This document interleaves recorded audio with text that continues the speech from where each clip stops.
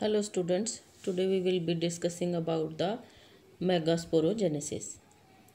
What is megasporogenesis? Formation of the megaspores in the megasporangium, that is called as the megasporogenesis. Earlier you have studied about, in your earlier lectures you have studied about the microsporogenesis, that is the formation of microspores or the pollen grains, which is called as the microsporogenesis. So today we are discussing about the formation of the megaspores and the female gametes and the female gametophyte.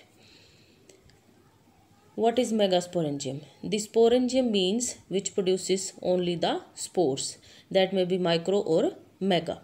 So megasporangium is that which produces the megaspores. And megasporangium together with its protective coverings, integuments, that is called as a ovule. So ovule is a megasporangium. Then what is the structure of the megasporangium or the ovule? Ovule is a structure that give rise and one that contains the female reproductive cells.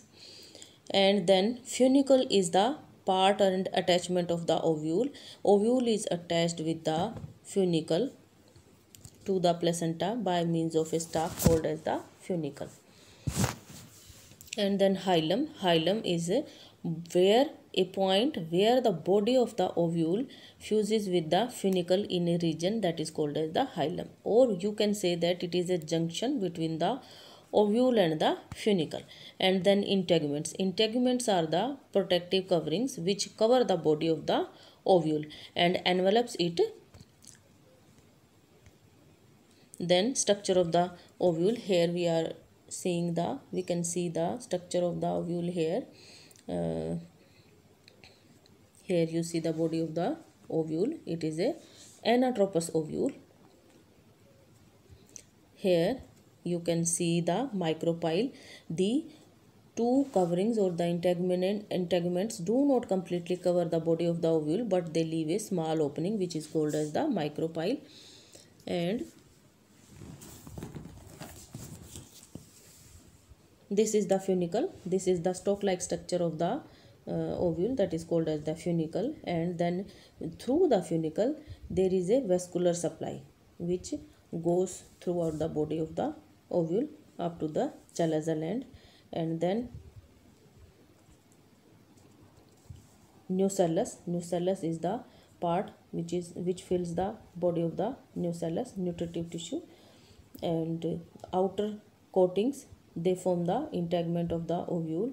And then a embryo sac, which is the female gametophyte, that is contained in the ovule, and it is a polar structure. Egg apparatus is present towards the micropylar end, and the antipodals, these are present towards the chalaza end of the ovule. So this is the structure of the whole of an ovule. So ovule is also a polar structure. On the one side it is having a chalaza, and the other side, opposite to chalaza, there is the micropylar end of the ovule. So at the micropylar end, egg apparatus is located at the micropylar end, and chalaza end is having the antipodal cells of the embryo sac. Embryo sac is a 7-celled and 8-nucleated structure that we will discuss in our next slides. Then micropyle. I have told you about micropyle, chalaza, nucellus, and the egg apparatus. Then what is the filiform apparatus? Filiform apparatus, these are the finger-like projections, thickenings, which are present in the synergids, and they guide the path of the pollen tube. And then antipodals, these are 3 in number towards the chalaza gland. Egg apparatus contains 2 synergids plus 1 egg cell, and filiform apparatus is present in the synergids. This is to provide extra nutritive activity. It absorbs nutrition from the outsider tissue. And 2 polar, or you can say 2 haploid nuclei. 2 haploid nuclei are present in the center of the central cell of the embryo sac. So that was the structure of a ovule. And now we discuss about the types of the ovule. How many types of the ovules are there depending upon the position and curvature and body of the ovule. So first we will study the orthotropous ovule. Orthotropous ovule, here you can see that the chalazal end, micropylar end and the funicle, all the three are in one straight line. So this type of embryo sac is, so this type of the ovule is called as the orthotropous ovule. And then anatropous ovule. Anatropous ovule means the micropylar end and the chalazal end, they are located in one straight line, but funicle is parallel to the micropylar end. Here you can see the anatropous ovule, that is the micropylar end and the funicle, they are in a parallel line. Then third type is the hemitropous ovule. Hemitropous. Hemi means the micropylar and the chalazal, they are in a straight line, but they are at right angle to the funicle.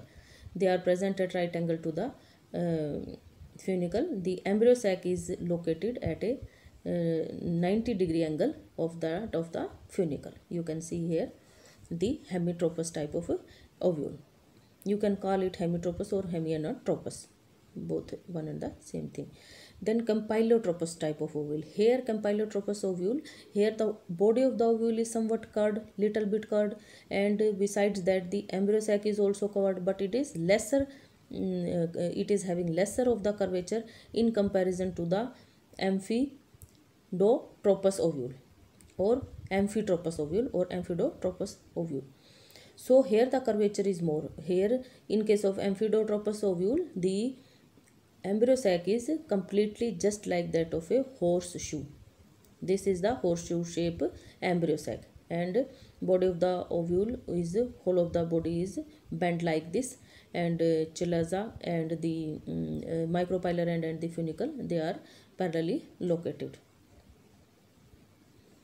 And then circinotropous ovule. Circinotropous ovule is a type of the orthotropous ovule, but here the growth of the funicle is more on one side, so that it grows more and takes the ovule to the lower direction, and it is positioned in such a way, so it is called as the circinotropous. Means the funicle is coiled, and that brings the ovule in an upright position. Here the chalaza and the micropylar end, they are in one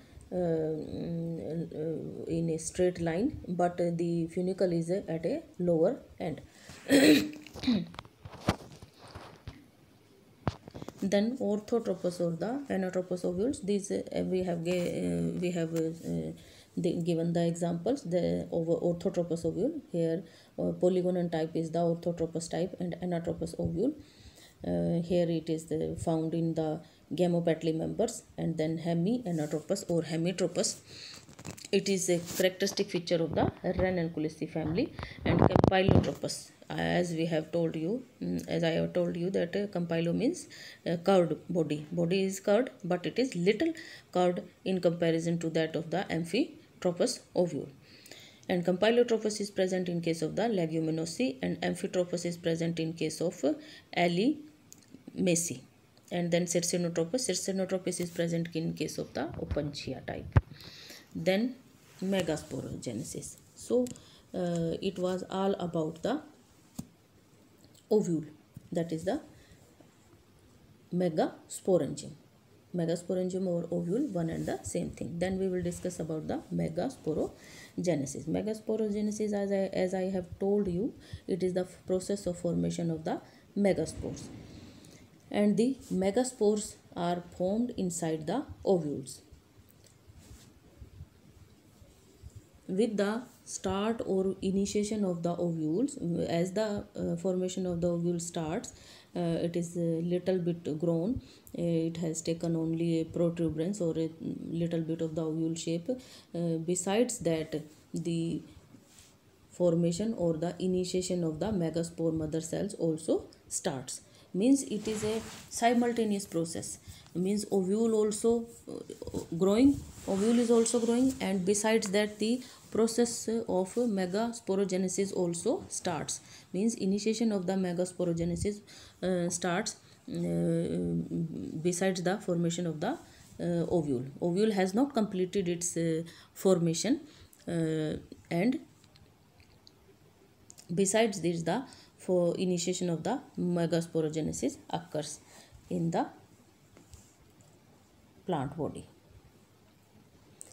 So a diploid cell in the ovule called as the megasporocyte or the megaspore mother cell differentiates from other cells due to its larger size, and it undergoes meiosis and give rise to the 4 haploid megaspores. So it arises hypodermally from the ovule.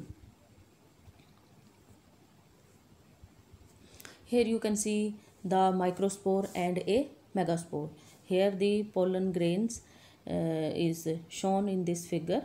You can see the tube cell, the generative cell, nucleus and the cytoplasm, and besides an ovule is there.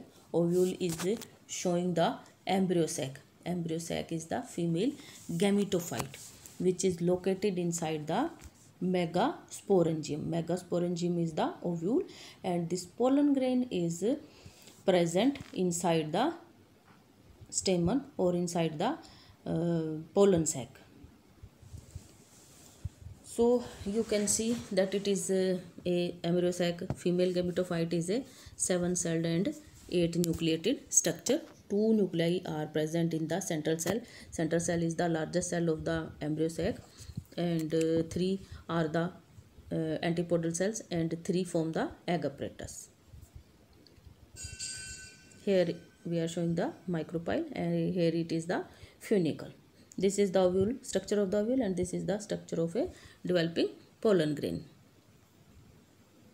Development of the female gametophyte. How the female gametophyte, that is the embryo sac, is called as the female gametophyte. How it develops. Inside the ovule or in the megasporangium, a small protuberance is formed of the placental tissue, and it is a very young ovule. A single hypodermal cell is differentiated from the other cells, and it is called as the archisporium. The cell which is destined to form the megaspore is called as the archisporium.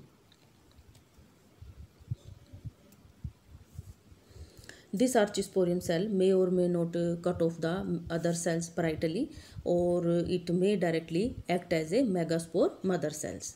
Means before acting as a sporocyte, before acting as a megasporocyte, it may divide or may not divide, or it may directly act as a megaspore mother cell. And this megaspore mother cell now undergoes meiotic division, so as 4 cells are formed as a result of this. 4 linear cells are formed, 4 haploid linear megaspores are formed, that is called as a linear tetrad is formed. And meanwhile, at this stage, ovule has not completed its development yet, and it is also in a developing state. It is in a developing state. Meanwhile, the 2 integuments from the base of the ovule arise, and they cover the ovule, leaving a small pore that is called as the micropyle.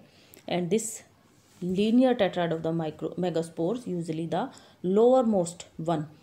Out of these 4 megaspores, the lowermost remains functional, it enlarges, and the other 3, the top one, they degenerate. Then how the development of the ovule occurs. Here we are showing the formation of the ovule. It is coordinated with the development of the ovule is coordinated with the development of the megasporogenesis, or with the process of the megasporogenesis. So when there is a development of the ovule, besides that a protuberance arises and differentiated, as we have discussed in the earlier slide. Archisporium is differentiated. It is shown here in the shaded portion, and this may cut off the parietal cells, means it may multiply by mitotic divisions, and then the megaspore mother cell is formed and it divide by meiotic division, and a linear tetrad is formed. Here the process is shown clearly. Here it is the protuberance of the ovule is shown here, and a archisporal cell is formed. This archisporal cell may divide parietally, and finally the cell act as a megaspore mother cell or a megasporocyte, and it divide meiotically. Meiotically it is divided into four. The lower one act as a functional megaspore, and the other top three they degenerate. These are degenerated. Then this functional megaspore, it enlarges in size, it push up the poles, and it is divided, it divides into two reduction division, and then two nuclei are formed, and they are shifted to the two opposite poles, and then it divides meiotic second division, and it forms the four nuclei, and these four nuclei they rearrange themselves. These four nuclei, these again divide into 8 nuclei. 4 are again divided into 8 nuclei, and these 8 nuclei now they arrange themselves, they rearrange themselves. The 3 are retained at the micropellar end, and 3 are retained at the chalazal end, and one from each pole that comes to lie in the center, in the central cell, and they behave as the polar nuclei, which are destined to form the endosperm nucleus. Further it lead to the formation or development of the endosperm.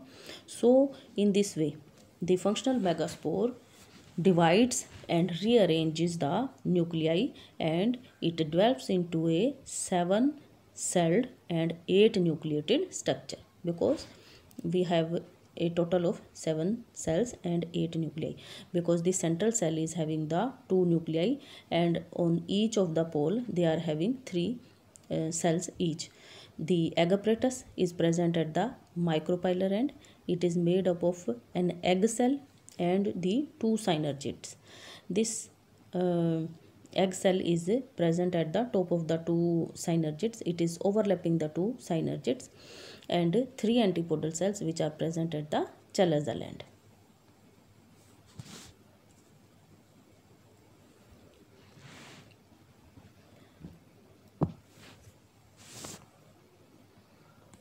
The synergids are having the 2 filiform apparatus at their base, and the egg hangs on the in between the 2 synergids. Here you can see the detailed structure of an embryo sac. We can see here the 2 cells clearly in the center, and 3 each cells. These are present at the poles of the 2 poles. Here you can see the egg cell, and these are the 2 synergid. 2 synergid plus 1 egg cell. This is collectively called as an egg apparatus. So egg apparatus is made up of 3 cells, egg plus 2 synergids.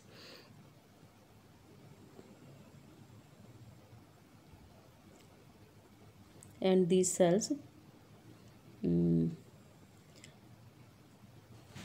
vacuolation is there in the synergid cells below the nuclei, and in case of egg nucleus above the nuclei, and it shows the accumulation of the cytoplasm at the different regions. So here you can see this diagram, female gametophyte or the embryo sac, the functional megaspore, and here 2-celled stage, then 4-celled stage, and then 8 nucleated stage you can see in this diagram. Then the structure of the embryo sac, that is all I have told you in the previous slide. Here you can say sum up this structure of the embryo sac. Here it is the micropylar end. Micropylar end is having 3 cells, 1 egg cell present in the center, and these 2 side cells are the synergids. Central cell is large polar nuclei and the 3 antipodal cells, which are denoted by these green entities. Then what are the types of the embryo sac? Generally we see that embryo sac is a 7-celled and 8-nucleated, but in many plant cells or in many examples we can see these are not 7-celled and 8-nucleated, but they may be less than that of. So monosporic embryo sac. What is the monosporic? Monosporic, bisporic and tetrasporic. 3 type of the embryo sac are there: monosporic, bisporic and tetrasporic. Monosporic embryo sac, here this type of the embryo sac is formed from one of the 4 megaspore. As you have studied that megaspore, during the formation of megaspore 4 megaspores are formed, but only one remains functional and the other 3 degenerate. So here only the one is taking part in the formation of the embryo sac. The nuclei in this embryo sac are genetically identical because they are derived from the mitosis of a single cell. Example is the polygonal type. Polygonal type is the example. Here the embryo sac is formed by the chalazal megaspore in most of the angiospermic families, and the mature embryo sac is formed. It is made up of 7-celled and 8 nucleated. It is a normal type of the embryo sac. It is called as the polygonal type of the embryo sac. This is monosporic. Then bisporic embryo sac. Bisporic embryo sac, here we are starting from the megaspore mother cell, from the megasporocyte.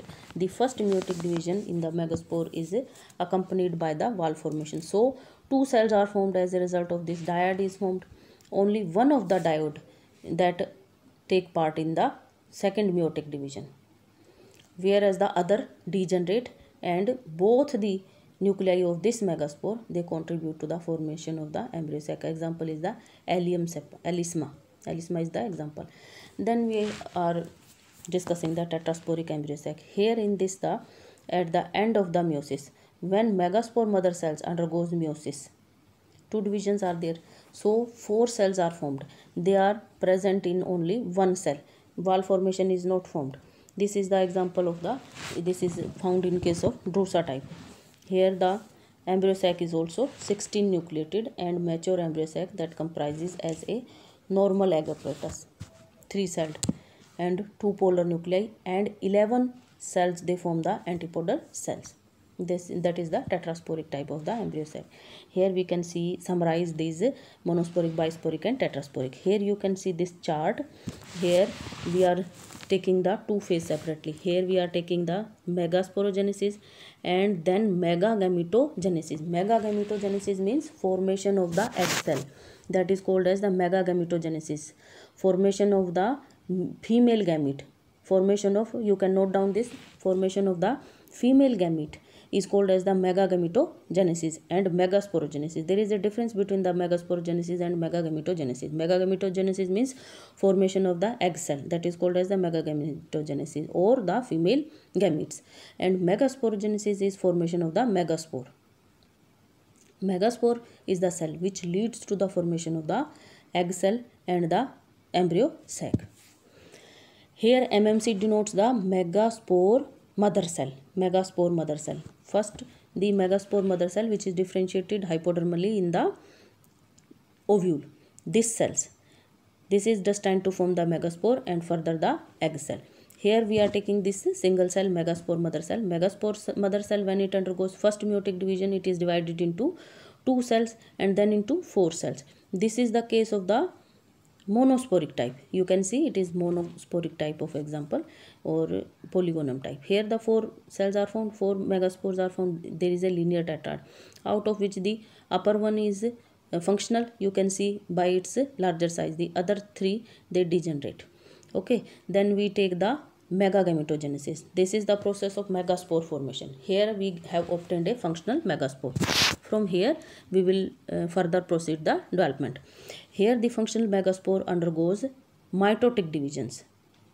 So the megaspore enlarges and undergoes mitotic divisions, then only it develops into it converts into a functional embryo sac. So by means of first mitotic division, it divides into 2, and then 2 are divided into 4 and then 8 nucleases. So here 3 mitotic divisions are there.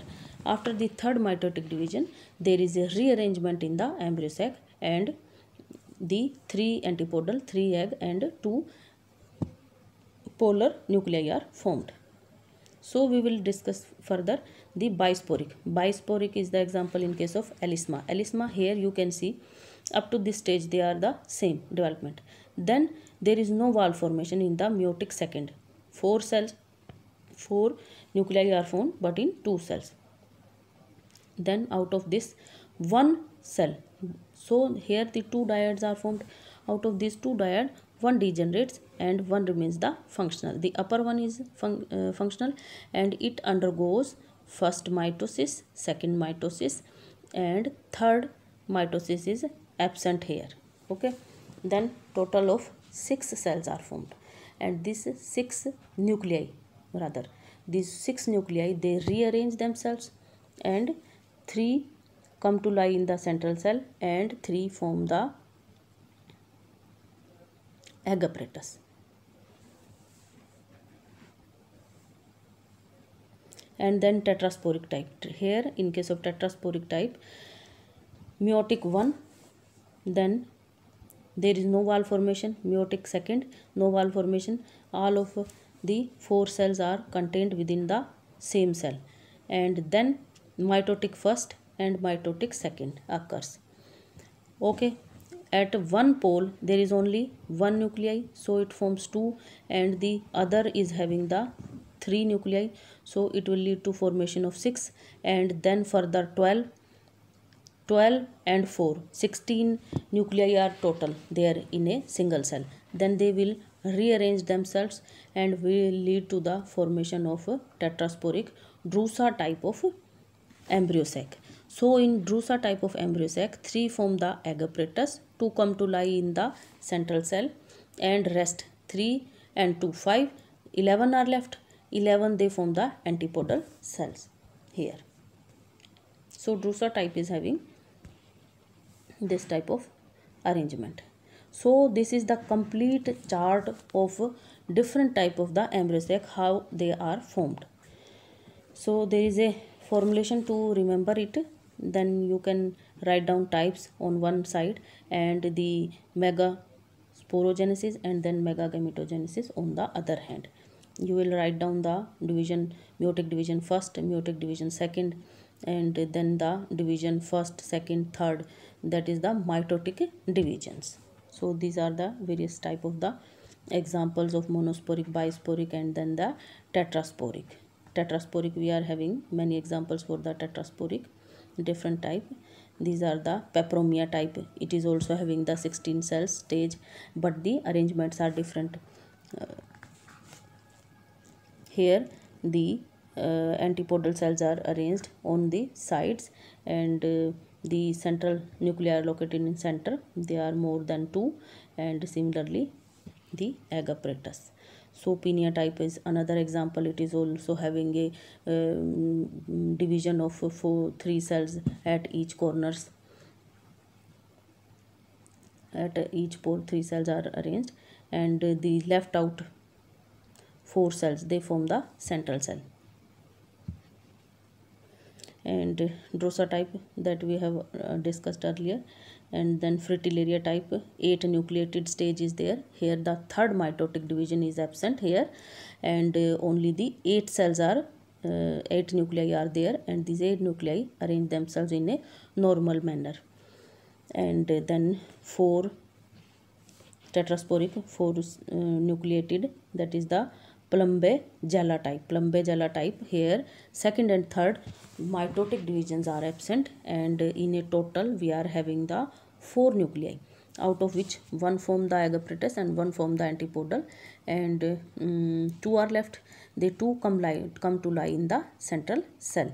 And then Plumbago type, it is also 8 nucleated. In Plumbago type also there is second and third mitotic divisions, they are absent, and in a total 8 nuclei are there, and they arrange themselves. 4 come to lie in the central cell and 1 at each corners. So a total of 8 nuclei is there.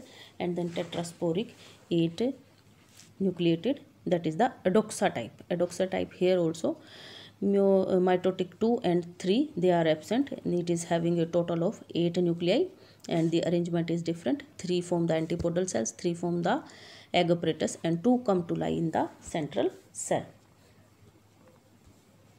So that was all about the megagametogenesis and megasporogenesis.